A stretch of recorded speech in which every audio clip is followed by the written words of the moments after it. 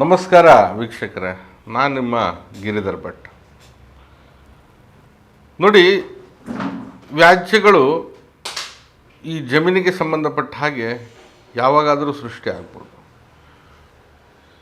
ಇದೇ ರೀತಿಯಲ್ಲಿ ಒಬ್ಬ ವ್ಯಕ್ತಿ, ಅವನಿಗಿಬ್ಬರು ಜನ ಅಕ್ಕಂಗಿರು, ಭಾಳ ದುಡ್ದ ಏನೋ ಮಾಡ್ದ, ಅವ್ನು ತಕ್ಕ ಮಟ್ಟಿಗೆ ಅವ್ನಿಗೇನು ಆಗಬೇಕಾಗಿತ್ತು, ಮದುವೆಗಿದೆ ಮಾಡಿಕೊಟ್ಟ. ಚಿಕ್ಕ ವಯಸ್ಸಲ್ಲಿ ತಂದೆ ತಾಯಿ ಹೋಗಿದ್ದರು, ಮಾಡಿಕೊಟ್ಟಿದ್ದಾರೆ. ಕಾಲಾಂತರದಲ್ಲಿ ಉಟ್ಕೊಳ್ಳೋವಂಥ ಒಂದು ಮಾತುಗೋ ವ್ಯವಸ್ಥೆಗೋ, ಅಥವಾ ಈ ವ್ಯಕ್ತಿ ಹೊಸ್ದಾಗಿ ಬಂದಿರತಕ್ಕಂಥ ಪತ್ನಿಯಿಂದ ಏನಾರು ಸಮಸ್ಯೆ ಆಯಿತು, ಅದು ಬೇರೆ ವಿಚಾರ. ಒಂದು ಸಣ್ಣ ವಿಚಾರಕ್ಕೆ ದೊಡ್ಡದಾಗಿ ಬೆಳೆಸ್ತಾ ಹೇಗಾದರೂ ಮಾಡಿ ಇವನನ್ನು ಇದು ಮಾಡಬೇಕಲ್ಲ, ತುಳಿಬೇಕು, ಅಥವಾ ಇವನು ಪಾಠ ಕಲಿಸ್ಬೇಕಂತಕ್ಕಂಥ ಉದ್ದೇಶ. ಆ ಉದ್ದೇಶನೋ ದುರುದ್ದೇಶನೋ ಅದು ಬೇರೆ ವಿಚಾರ. ಏನು ಮಾಡೋಕ್ಕಾಗುತ್ತೆ, ಏನು ಮಾಡೋಕ್ಕಾಗಲ್ಲ. ಹಾಗಂತ ಮನೆ ಗಂಟೆ ಹೋಗಿ ಜಗಳ ಮಾಡೋಕ್ಕಾಗಲ್ಲ. ತೊಗೊಂಬಂದ್ಬಿಟ್ಟು ಅವ್ರ ತಂದೆದು ಯಾವುದೋ ಒಂದಷ್ಟು ಜಮೀನಿತ್ತು, 3 ಎಕರೆ 4 ಎಕರೆ ಅದರ ಮೇಲೆ ವ್ಯಾಜ್ಯಗಳನ್ನು ಸೃಷ್ಟಿ ಮಾಡಿಬಿಡೋದು. ಇದರಲ್ಲೇ ನಮಗೂ ಕೂಡ ಒಂದು ಪಾಲಿದೆ, ನಮಗೂ ಕೂಡ ಇದರಲ್ಲೇ ಹಕ್ಕಿದೆ, ನಮಗೆ ಬೇಕು. ಪಾಪ ಅವನು ಅದರಲ್ಲೇ ತಿಂದು ಅದರಲ್ಲೇ ಜೀವನ ಮಾಡ್ಕೊಂಡು ಅವನ ಜೀವನ ಪೂರ್ತಿ ಅದರಲ್ಲೇ ಕಳೆಯುವಂಥ ಪರಿಸ್ಥಿತಿ. ಇದು ಬಿಟ್ಟರೆ ಬೇರೆ ದಾರಿ ಇಲ್ಲ ಅವನಿಗೆ. ಕೃಷಿ ನಂಬಿ ಅವನು ಜೀವನ ಮಾಡ್ತಾ ಇದ್ದಾನೆ, ಆ ಜಮೀನು ನಂಬಿ ಅವನ ಬದುಕನ್ನು ಕಟ್ಕೊಳ್ತಾ ಇದ್ದಾನೆ. ಅಂಥದ್ರಲ್ಲಿ ಹೀಗೆ ಅದರಲ್ಲಿ ಪಾಲಬೇಕು ಎಂಬುದಾಗಿ ಬಂದು ಕೂತ್ಕೊಂಡ್ರೆ ಹೇಗಾಗುತ್ತೆ?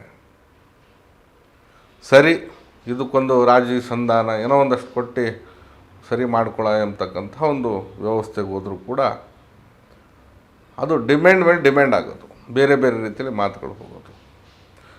ಅದ್ರ ಪಾಡಿಗದು ವ್ಯಾಜ್ಯಗಳು ನಡೀತಾ ಪರಿಸ್ಥಿತಿ ಹೇಗೆ ಹೋಗಿರುತ್ತಂದರೆ, ಇವನಿಗೆ ದುಡಿಲಿಕ್ಕೂ ಮನಸ್ಸಿಲ್ಲ, ಈ ಕಡೆ ಆ ಒಂದು ಜಮೀನು ಮೇಲೂ ಕೂಡ ಇಂಟ್ರೆಸ್ಟ್ ಇಲ್ಲ. ಯಾಕಂದರೆ ಯಾವ ಸಂದರ್ಭದಲ್ಲಿ ಏನಾರ ಆಗ್ಬೋದು. ಇವತ್ತು ನಾನು ಮಾಡ್ತಾ ಇರ್ತಕ್ಕಂಥ ಕಾರ್ಯ ನಾಳೆ ಇನ್ನೊಬ್ರು ಬಂದು ಕಿತ್ಕೊಂಡು ಹೋಗ್ಬೋದು. ಆ ಒಂದು ಭಯ, ಕೋಪ, ಒಂದು ರೀತಿಯಲ್ಲಿ ಮಾನಸಿಕವಾದಂಥ ಒಂದು ಕಿರಿಕಿರಿಯಲ್ಲಿ ಆತ ಯಾವುದರಲ್ಲೂ ಕೂಡ ಉದ್ಧಾರ ಆಗಲಿಕ್ಕೆ ಸಾಧ್ಯ ಆಗೋದಿಲ್ಲ.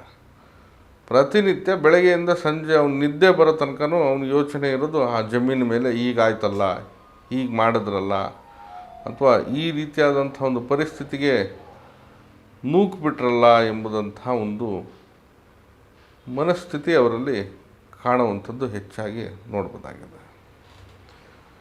ಇದು ಸಮಸ್ಯೆನ ನಾನು ಸರಳವಾಗಿ ಹೇಳ್ತಾ ಇದ್ದೇನೆ. ನಡೀತಾ ಇರತಕ್ಕಂಥ ಕಾಲಮಾನ, ಜೊತೆಗೆ ಏನಂತಂದರೆ ದಿಢೀರ್ ಅಂತ ಹೇಳಿ ಜಮೀನುಗಳ ಬೆಲೆ ಜಾಸ್ತಿ ಆಗಲಿಕ್ಕೆ ಬಂತು.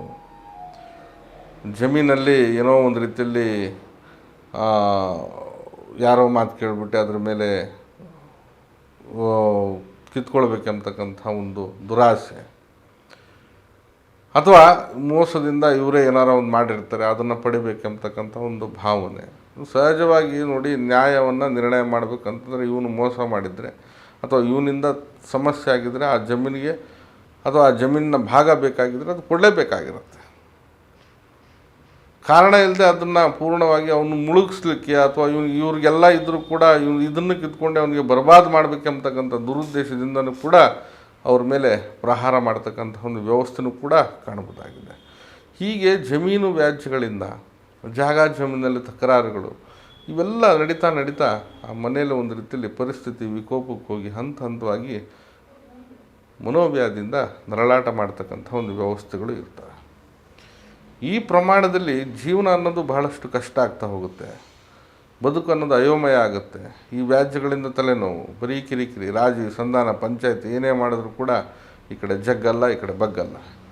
ಹೀಗೆ ನಡೀತಾ ಹೋದರೆ ಸಾಕಷ್ಟು ಕಷ್ಟಗಳನ್ನು ಅನುಭವಿಸುವಂಥ ಒಂದು ಪರಿಸ್ಥಿತಿಗೆ ಬರ್ಬೋದು.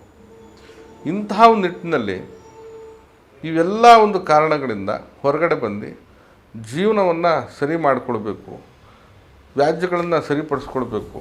ಹಾಗೆ ಈ ಒಂದು ಸ್ಥಿತಿಗತಿಗಳ ಮೂಲಕವಾಗಿ ಸಮಸ್ಯೆಗಳನ್ನು ಅನುಭವಿಸ್ತಾ ಕಾಲಾಂತರದಲ್ಲಿ ಆ ವ್ಯಕ್ತಿ ಇದೇ ಒಂದು ಮಾನಸಿಕತೆಯಲ್ಲಿ ಅವನು ತೊಳೆದಾಡ್ತಾ ಪರಿತಪಿಸ್ತಾ ಬದುಕನ್ನು ಹೈರಾಣ ಮಾಡ್ಕೊಂಡು ಹೋಗುವಂಥ ಒಂದು ಸ್ಥಿತಿಗೆ ಬಂದಿರ್ತಾನೆ.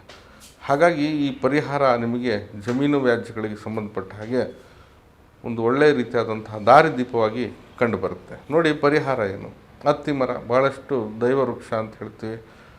ಈ ಗಿಡದ ಮಹತ್ವನೇ ಅದು ಬೇರೆ ವಿಚಾರ. ಇನ್ನೊಮ್ಮೆ ಅದರ ಬಗ್ಗೆ ನಾನು ತಿಳಿಸ್ತೀನಿ ನಿಮಗೆ. ಹತ್ತಿ ಮರದ ಬಗ್ಗೆ.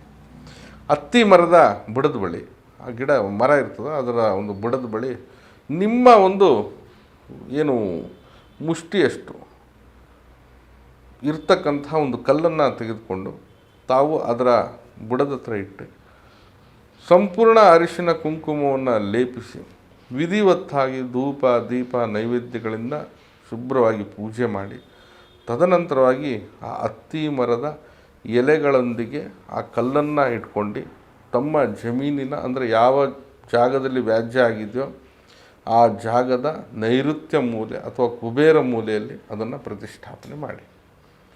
ಖಂಡಿತವಾಗಿಯೂ ಆ ಭೂಮಿಯ ಬಲ ನಿಮಗೆ ಸಿಗುತ್ತೆ, ಆ ವ್ಯಾಜ್ಯಗಳಿಗೂ ಕೂಡ ಪರಿಹಾರ ದೊರೆಯುತ್ತೆ ಎಂಬುದಾಗಿ ಖಾತ್ರಿಯಾಗಿ ಹೇಳ್ತಾ ಇದ್ದೇನೆ. ಅಷ್ಟು ಬಲಯುತವಾಗಿರ್ತಕ್ಕಂಥ ಒಂದು ಸ್ಥಿತಿ, ಬಹಳ ಸುಲಭವಾಗಿರ್ತಕ್ಕಂಥ ವಿಧಾನ. ಯಾವ ಮಂತ್ರನೂ ಬೇಡ, ಎಂಥದ್ದು ಬೇಡ. ಬಹಳ ವಿಧಿವತ್ತಾಗಿ ತಾವು ಪೂಜೆ ಮಾಡಿ ಹೋಗಿ ನಿಮ್ಮ ನೈಋತ್ಯ ಭಾಗದಲ್ಲಿ ಇಡಿ ಸಾಕು.